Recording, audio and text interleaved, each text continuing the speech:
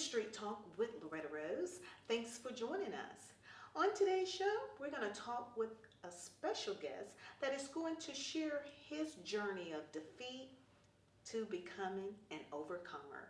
You don't want to miss it. On today's show, we have empowerment coach and mentor, Reginald Foreman. Stick around. It's Street Talk with Loretta Rose, and you're watching here on your cable network. It is Beam TV.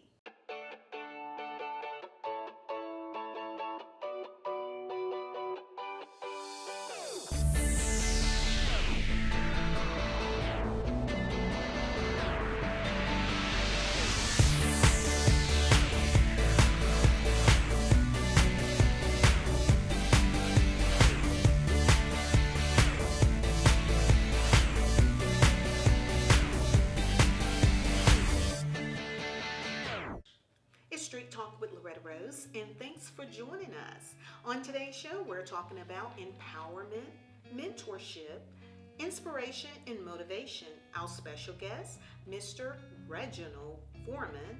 He is an amazing man, and he's going to share his journey and story with us. Welcome to today's show. Thank you for having me. It's a pleasure to be here. Absolutely. Long time coming, but we're here. Yes. God's time is good. Absolutely.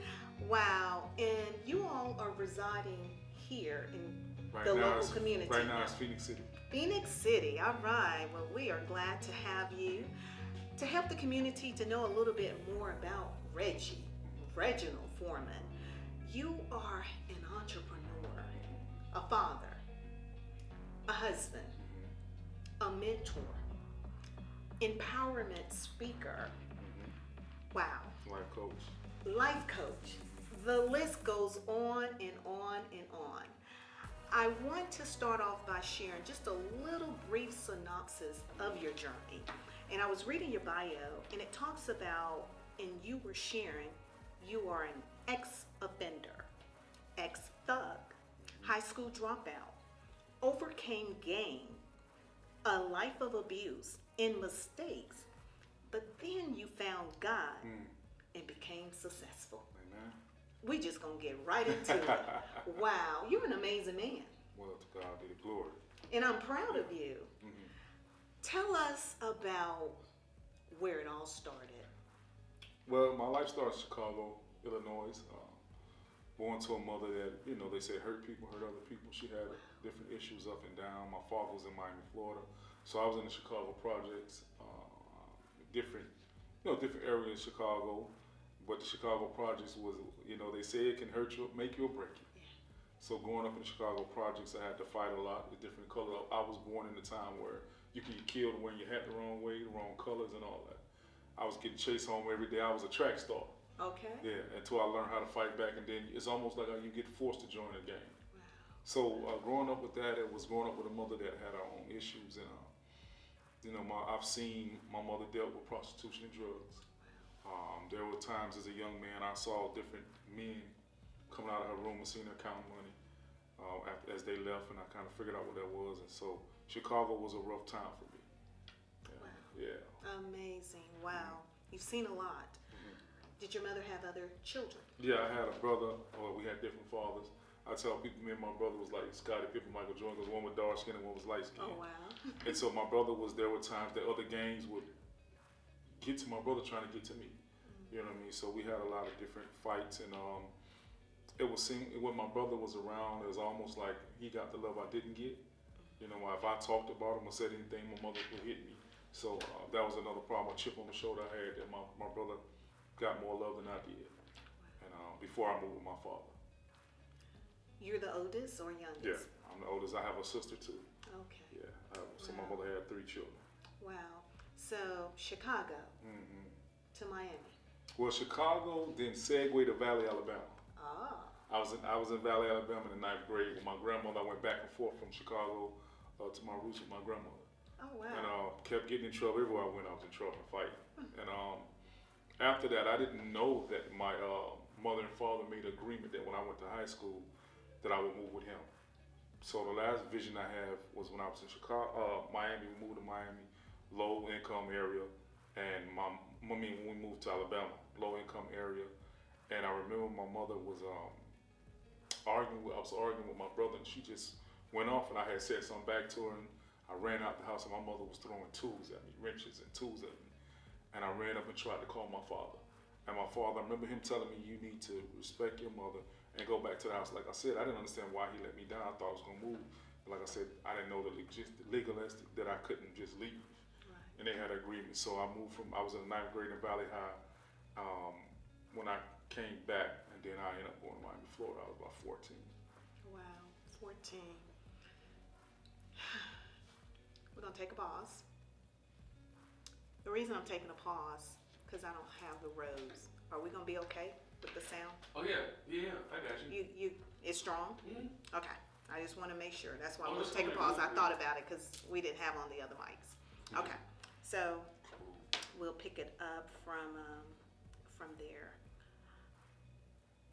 Wow, I'm just thinking about what you just said. Mm-hmm. So you can count us down and then I go back into it.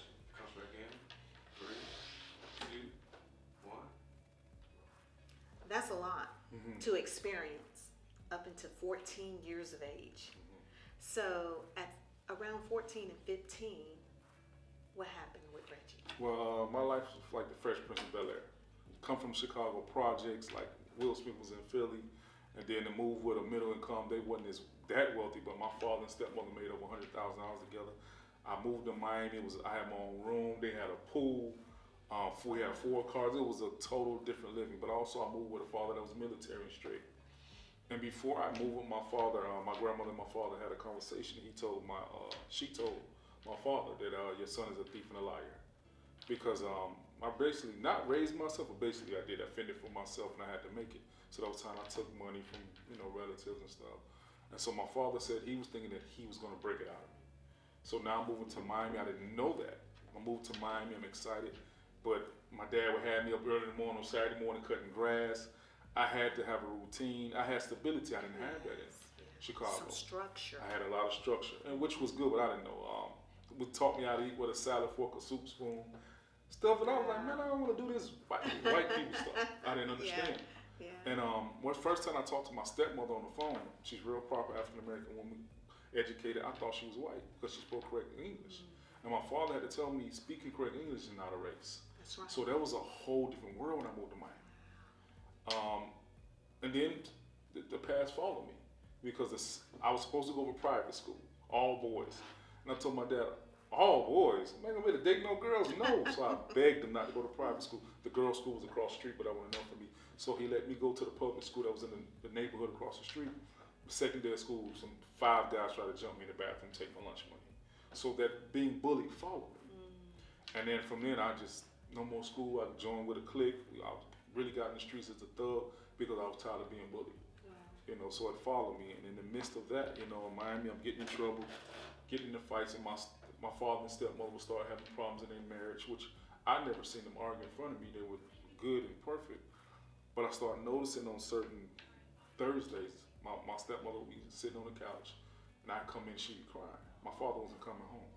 So my father, corporate America, clean cut, didn't smoke or drink. I found out he had best friends who were Cubans and Colombians, and they were selling big time drugs. Oh, wow. Coming home late from strip clubs and everything, and they ended up getting a divorce. I found stuff in his truck I wasn't supposed to find because I was looking for money. So my father lived a double life. And he was Mr. Dictionary, the one that made it. So basically, cut to the chase. I got in trouble, the more they separated, and my father disappeared. The DEA was coming to look for him. He's riding around in a limo. My father's riding around in a limo with 2 white women as prostitutes selling drugs. And I would call my family members for help. Nobody believed me because his name had been so big. So my father really turned. Yes, it is like a movie. My life story is like a movie. But then I started getting in trouble. And then my father disappeared, and I called myself wanting to save the house. He left me the house.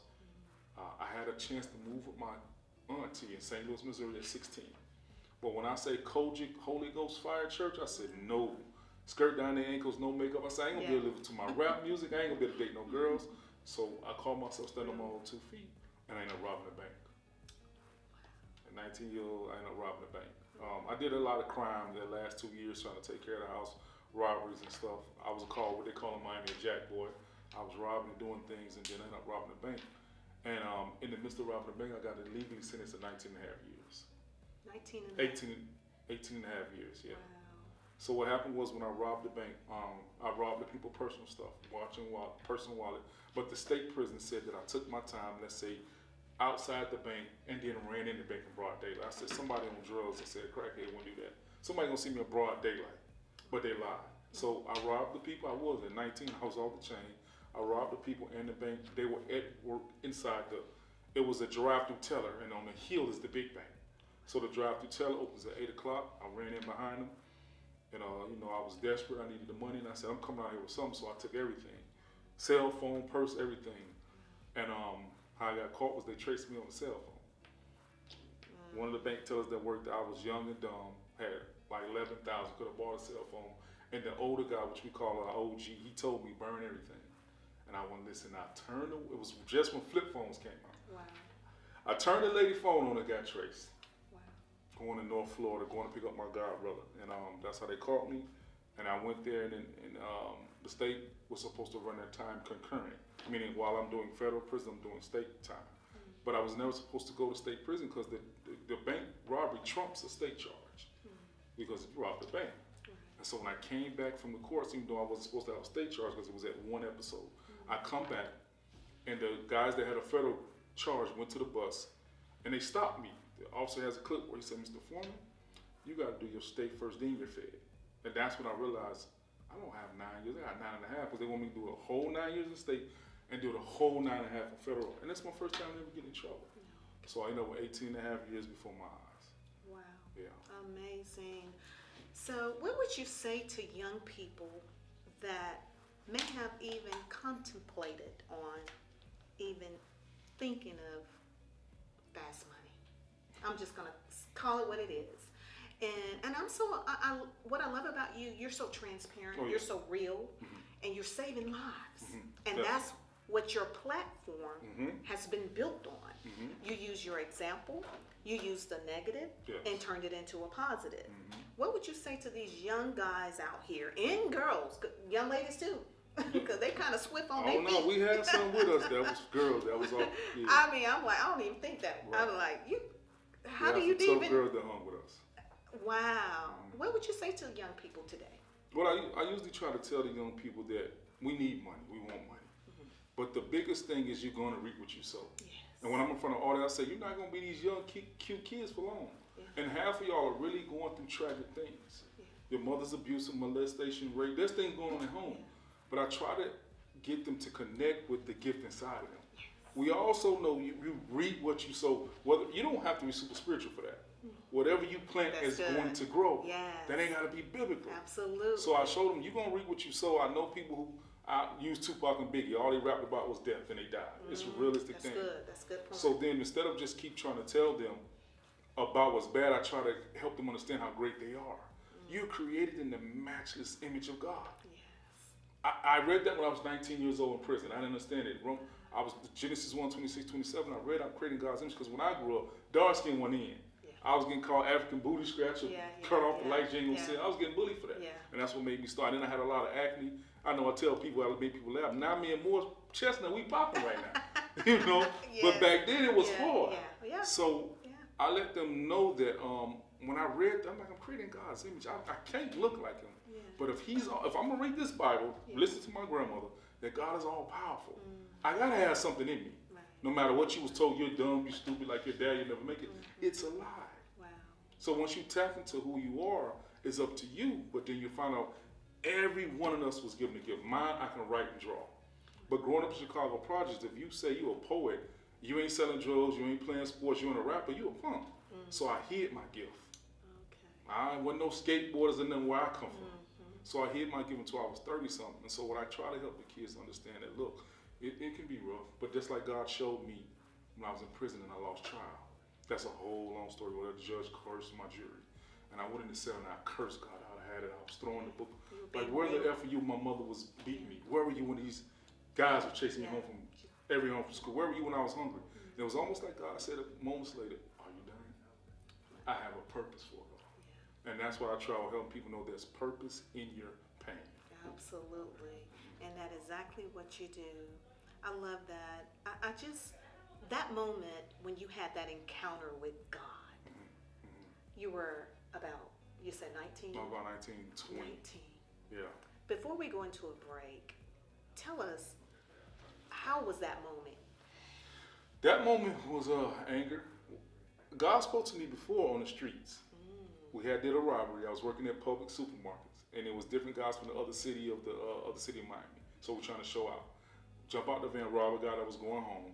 I took his groceries home. I was drinking his orange juice. My power was out. All I heard was, "You know that was wrong." I'm looking around like, see, I grew up believing in God. Wasn't raised in the church for real, but I always talked to myself. It was like God had a calling on my life. Yeah. So when I went in there, I was familiar, but not familiar. Didn't know the Bible, but I knew God had a call on my life. So that's why I was able to go to him and say, "Where were you?" Because even when you argue, fuss, and fight in a marriage, it's different when we ain't talking no more. There's nothing. But the fuss and the arguing show that somebody still love there. So I had an understanding of God enough to fuss and say, "Where were you at?" Wow. You get what I'm saying? Not that, man, I don't want to even talk to God. I'm mad at my mom and dad. No, I was mad at God. Wow. And so that encounter helped me out because it was like, this Almighty God has a purpose for me. Absolutely. Not just you get to go to heaven. I needed to know what I'm going to do here. Yes. When my segment ran, I was on CBN, 700 Club. I got a report from the producer that 98 people after running, and I'm saying this because I'm blown away, 98 people rededicated, they got saved, they called in, and 140 some rededicated their life after watching my segment. I'm like, oh, I was a young guy that went in the streets and got saved, and why would people get saved off my story? When you read the comments, it was people who want to know what was their purpose. There's Christians on earth that don't know what to do. Exactly. That is so People true. want to know what to do because it's still hard while you saved. Exactly. Now I'm gonna get all in there. Oh, you're telling the truth. You are speaking the truth, and the reason they respond like they did, the reason they responded the way they did, because it was real. It was a reality. They can connect with it. It resonated with them. I didn't understand it. It resonated with them. I love it. Your pain, how it can lead you to your purpose. Yes. I love it. And to fast forward before we go into break, and when we come back, now you have a beautiful family, married, has an amazing son. Did you ever see this then? Hold that thought. It's Street Talk with Loretta Rose. You're watching here on Beam TV. We'll be back after this. What do you do when you're getting ready to go on a big journey? What do you do to your car?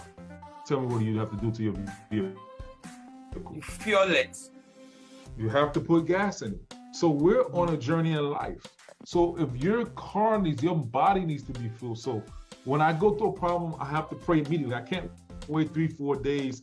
A lot of people are trying to take on the world and they're not pouring no positive spiritual stuff in. So how are you ready for the attacks? How are you ready for when your family doesn't support you? When you get devastated every time. Oh no. But when you're feeling yourself, I wake up 4 a.m. I'm in the Word. I'm watching success stories because I start finding out the Oprah, the Tyler Perry, whoever, Jim Carrey, who was homeless, from the big actor, all these people, they went through a lot of things. Then why did they?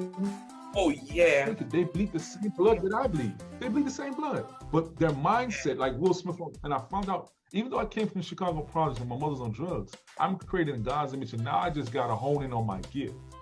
I have to develop what's inside of me.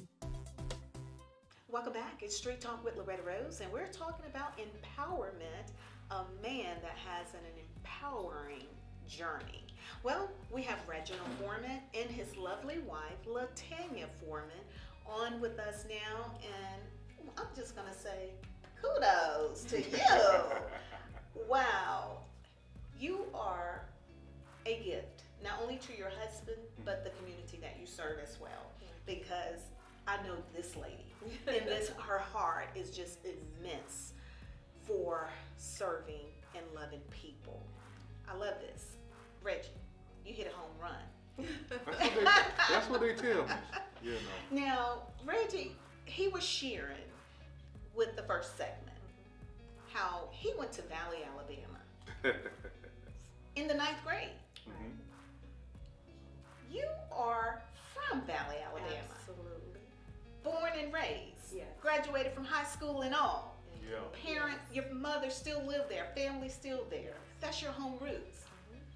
But this man from all the way from Chicago, Miami to Valley, Alabama. St. Louis, West Virginia. Come on. Yeah. Oh my God. That's a full circle moment. Yeah. Reggie, tell us about that. Well, how did that happen? Well, first of all, I have family down here, so I have roots down here deep. I met my wife on a dating app, eHarmony. So after I've been divorced, I was married before for 8 years, and then got engaged. I always have to tell my folks, let people know I got engaged, thought it was from God. Met her off the dating app, and after that, I was like, I'm done. I'm not gonna look for nothing no more. But it was advised me from a Christian sister about the dating app. And then I was getting these hits in my email. My wife don't like. Her husband was popping, you know. But I was getting these hits. Right. I was getting a lot of hits in my email. They were still. Is in. Thank you, God. And I said, let me go on here and look, because I really was devastated from the engagement. And I went on there and I said, they gave me a 3 day because I had canceled my subscription. They said 3 free days. I said, I'm gonna look and just read these because you couldn't read the emails. Okay. You just know you keep getting the hits. Yeah. So I gone there and read and went across a couple of them, and it was still the same thing. They didn't, because I put in my bio, look, I'm a man of God. I'm in business. I put clear, I'm not just a Sunday Christian. I'm called to do God's will. You got to be ready. And I would get people that would say, yeah, and then they say, oh, I ain't ready to do all that. I said, then why you click on my page? Yeah. And so then this young lady got on there, and she ain't have no full super spiritual write up. I don't know what it was. I was drawn by her beautiful face. Yeah. I say that, and I started talking to her. She asked me one question. I said, I answered, and then the subscription went away because I think I talked to her the last day I had. Wow. And then I don't know why. I'm serious. I was mesmerized or pulled in, or God was working, whatever you want to say. Yeah. I looked for her on Facebook. Wow. Now all you have is what the first name, right? And so her little joke is he stalked me to death. It's like, I don't stalk nobody. I went and looked up and found her. I saw her face, and then I said it was about a couple of people from my family that was her friends in Valley, Alabama. And I was like, Valley, Alabama? You gotta be kidding me, because I had talked to women from Africa, New York, because the eHarmony, you everywhere. So to be able to find someone, so then that blew me. I'm like, Valley, Alabama? So I started talking to people, and they said, oh, that's Tan, the cake lady. Because she has a baking, Velvet J's. And they're like, she's so sweet. And I had prayed to God to send me a sweet woman, because I've been through a lot of pain, and I went through frustration. I need somebody that had love in them for what I've been through. And then lo and behold, the Lord told me to God do that. Bless you. Ooh, wow. Talking about sweet, just not her cake sweets, but she's sweet. She is. That's one thing about it. You get with some people for a while, and then you see something else. Now my wife, she's sweet. And God gave me what I needed for my healing. So she definitely is what you get. Amazing. You know what I mean? Amazing. Wow. That's a beautiful love story. Oh, it is. I know your wife, Reginald, and your son has been very instrumental with the path that you are on now. Before you share, Reggie, Tan, I want you to share how proud you are, because you know his journey. Absolutely. And you know the man behind the empowerment speaker title. Yes. You know that man at the core of his heart. He may be misunderstood from the outside. Right. But you know the man. I do. Behind the man. I do. Share how proud you are of him. Oh my goodness. One of the most amazing things I can definitely say about my husband is that the unique factor that really drew me to him, initially when we first met, was that he was the first person that I ever interacted with that actually pulled me closer to God. And the more of him that I knew, the more God that I wanted. And I was able to see right away that he was unique and that the calling on his life was unique. And so I felt compelled to make sure that people connected with him, because I knew that what God had placed on the inside of him had the ability to change and to touch lives all over the world. So everything that he does, just from the babies to the teens to the adults, God has left no stone unturned in terms of the levels of the people that he's able to connect with. And I'm blessed to be the person that he's chosen to help birth out all the visions that he's placed on the inside of him. So to say that I'm proud of him would be an understatement. Wow. You know, I'm so glad you shared that. It brings tears to my eyes because there are a lot of men out there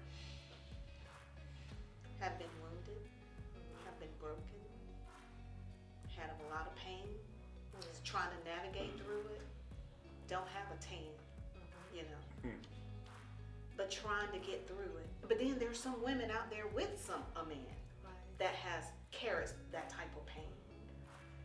Wow. I want to help some women that are watching that may have a significant other in their life that have a great deal of pain, but just don't know how to rechannel it, you know? What would you say to them? I'm glad you asked. A relative of mine once told me, and she's also a minister, she said that if you speak to the man, the fool will sit down. And so you have to speak life. You know, there may be some things that I may not always agree with, but I speak life over him. I see what God sees in him. It doesn't matter if he has an off day. I know who God gave me. So even on the off days, I speak to the person that I know that God gave to me. And then there are times when I've gone and written down different dynamics in my journal. So if I happen to forget, I go back to the place where I know I had an honest conversation with myself when I was in my right state of mind. You know? So I had something to pull from. But to women, I would definitely say, stay connected to God. To continue to pursue God, even when things are difficult. And if you continue to be the woman that God desires for you to be, you know, that sugar, you know, that honey, it will break down, you know, even the coldest heart. I love it. Speak to the man. Speak to the Wow. man. You mentioned about the babies, Reggie. And Jeremiah is here, and we were see Jeremiah, that superhero. Oh yeah. The superhero. Yeah. At the end of the show. Did you read the shirt? So, Out loud. wow. Tell us about that. The superheroes. That's your brand. Yeah, this is my brand, one of my fashion brands. I created Reginald and Friends is a cartoon group of characters I created, and I added my son. You know, we have Jeremiah. One was the first character, but that Jeremiah didn't have the glasses, he was walking because I was speaking into where he's becoming. And then God one day put on my heart, and I talked to my wife about, should I make a character as he is right now? And then we both said, yeah. So this is the character of him actually in his wheelchair, who he is, because my son, not just because he's my son, he makes people laugh, he talks to people, he draws people, and God showed me that he's anointed. And he loves superheroes, which is on his wheelchair and everything. So this is just wordplay that he's the the wheelchair superhero. Oh, I who love he it. is, how he's empowered to be. And I wanted to show people that you can be great as you are right now. That's right. His shirt actually says, superheroes don't all wear capes, some rock wheels. Oh, I love it. You don't have to let your issue, your situation, be a hindrance to what God called you to be. That's a And that's what my son did. That blesses me. That's your apparel line as well, That's one right? of my apparel line, yeah. Books. I created for him. Wow. Books. I started out with 2 fashion lines, Godly Image and God Made Apparel. Took me all over different cities. I was almost on Macy's shelves, all that good stuff. Then I wrote 7 books. Life coach. God has increased from pain. Yes. There's purpose in your pain. Not because I went to college, I'm so great, but we all created with a gift. But all that birth out of me saying, all right, God, what do I do with this now? Yes. How do I start this organization? What I'm doing? He guided me. And so this is really created for my son. I love it. You have to start creating a legacy. And this is what this apparel line starts from. Wow. And you share it. I just found out today, Jeremiah is a twin. Yeah. That's a dynamic story. I was married before, like I said, and me and my ex-wife were having a problem having children, and finally she got pregnant and had all the symptoms, everything, throwing up, morning sickness, and went to the hospital, and the doctor said there's no heartbeat. And so we were like, what is that? Blightum, over-blightum is a symptom, whatever, and it was like devastated. And that was the thing that showed that how my ex-wife wasn't her faith with God, and she was mad what God was doing, which likely anybody would have been through that. So she had to have a miscarriage to get all the stuff out of her. Years later, she was done with it, and years later, she came back to me. She had just got through watching Joel Osteen on TV, and he was preaching double for your trouble. Yes. So she walks in the living room and was like, listen, I want to do it again. I want to try to have children. And inside, I'm like, okay. She said, but I don't want one child. I want two. I don't want my son or daughter to grow up by themselves, because I was 40 years old at that time, and my ex-wife was 36. So now, to be for real, at that time, we're barely getting along. We're up and down in arguments and fights. And inside of me, I'm laughing like Sarah did in the Bible. Like, we don't have no twins. I just start laughing. But I didn't say it to her. I said, whatever, we can barely get on trying to build a business. 40 years old. I just said, okay. And so we went on, did what you do, and she ended up getting pregnant again. Now, I'm driving on my side job, doing cabinets, and I get a call from her, and she's like, I went to the doctor without you. I didn't want you to be embarrassed or whatever if we didn't happen again. And she screamed, the doctor heard a heartbeat. And I'm driving, and I'm like, okay. She said, the doctor heard 2 heartbeats. And like I always tell you, I almost drove off the side of the road. I was like, oh my God honored this woman's prayer. So in my mind, I was like, okay, maybe the children are gonna draw us closer together in marriage. So we go forward and doing my events, 21 days, very traveling, speaking. Now she's right beside me. We're getting inboxes, we're getting people crying, saying, y'all didn't have one child, y'all lost it, and God gave you 2. It was a big testimony. 15 weeks into the pregnancy, I'm downstairs watching TV, and I heard her crying upstairs. I run upstairs, and she's standing over a puddle of water. Now, what I know a little bit as a man, that's not a good thing, but I went into super Christian. There's no way God's gonna take my children. I'm doing His will. I've been through enough pain. I rebuke in the name of Jesus, all that good stuff.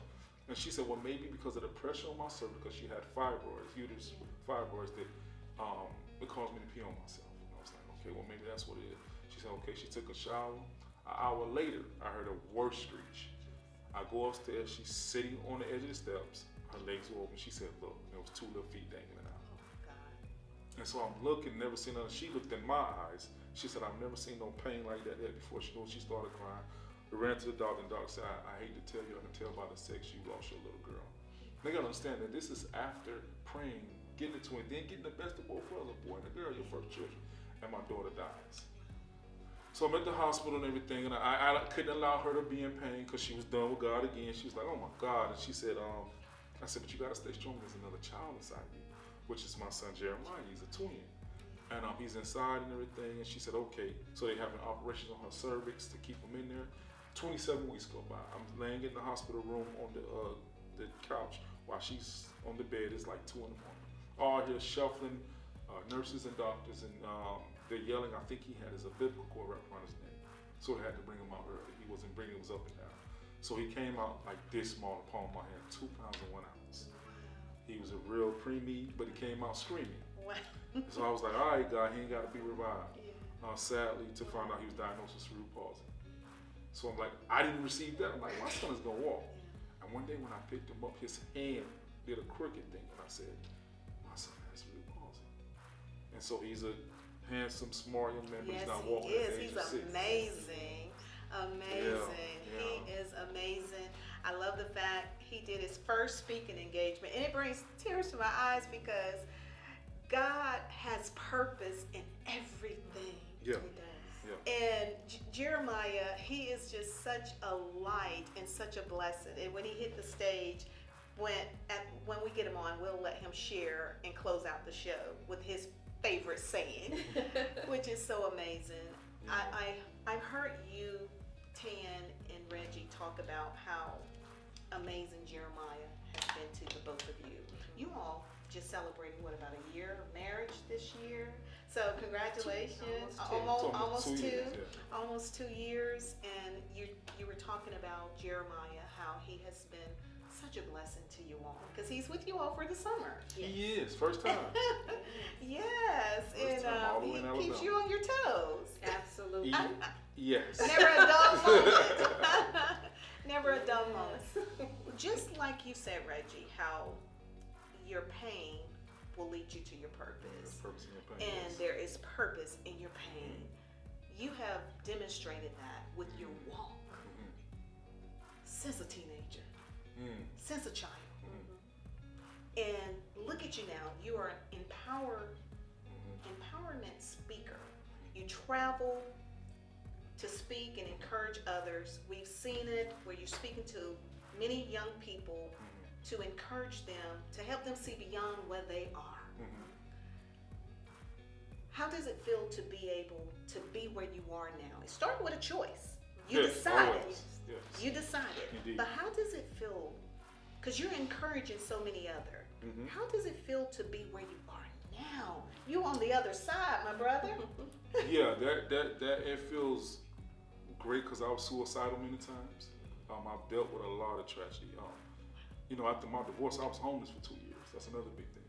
I had been on TV, CBN, Honored by Black Enterprise, all that. Ended up homeless, living in people's basements on their couch, and mad at God again. And I was like, God, what's going on? And he said, again, he said, you were chasing success. I call you for ministry. So my deep-rooted life is in God's purpose.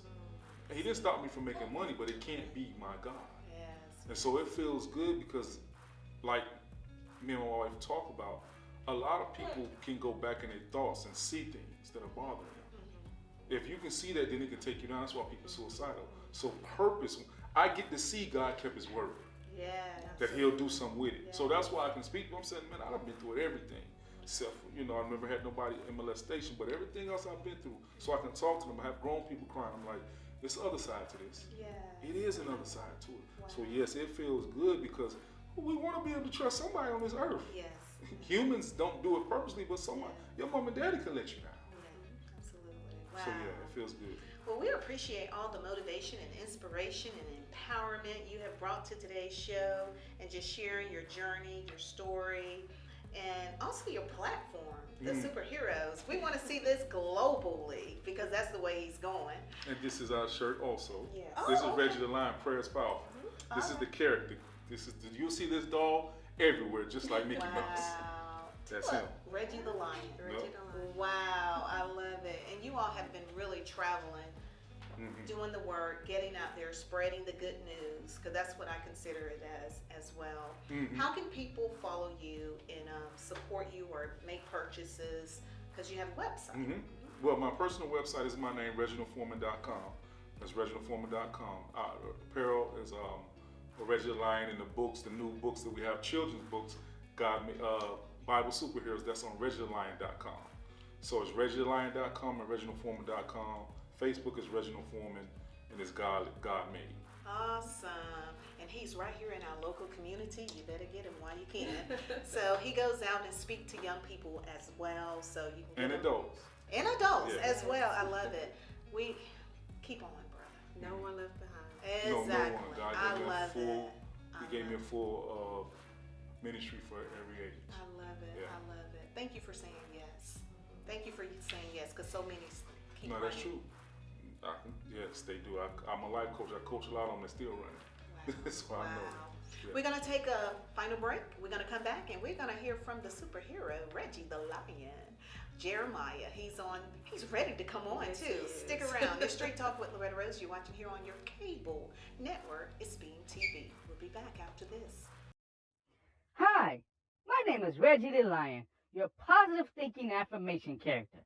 And I just want to tell you, you rock. You're smart, you're strong, you're blessed. Hey, never give up. God loves you, and you are a winner. Prayer is powerful. Prayer is just having a conversation with your Heavenly Father. Remember, no matter what you're going through, you can ask your Heavenly Father to help.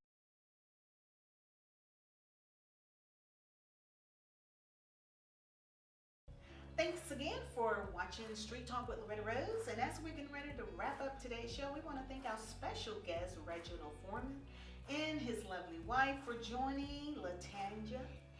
And Jeremiah, that's right. Jeremiah, well, we are so happy to have this lovely family on, and Jeremiah is ready to talk, and we're going to let him close out. But before he closes out, I want to ask you, Reggie, if you have any words of encouragement you want to share with the viewers. I just want to always encourage people to understand, first, I had to learn I was creating God's image. And what I always tell people to do not panic. In situations in life, panic makes us make hasty decisions. If you can trust God and take time, which I'm just learning, but if you can do not panic, it will get better. But always remember you're creating God's image and that there's greatness in you. No matter what you've been through, what your mother was, my mother was on drugs and prostitution, I had to find out how great I was and that God created me to be great. And great things will happen for you. You were always a talker like this? Yes. Yes. Wow. My See, dad. it's Yes. part of your purpose. It is. Wow, amazing. So to parents, when you have young people out there that loves to talk, you never know what it's all about. Wow, Yes. empowerment. Empowerment. Thank you all so much. Thank you for And having us. Tan, thank you so much for joining us as well. Lovely family. So Jeremiah, did I hear you're 5 years old? Yes. And you like to talk too, right? Okay, you are a superhero? Man, this wheel is dope, as the young people say. And we gotta get a good look at it. Yes, the baddest wheels in town. So Jeremiah, would you like to close out with your favorite saying that you shared on stage with your dad? Because I heard you did your first speaking engagement not long ago. What did you say?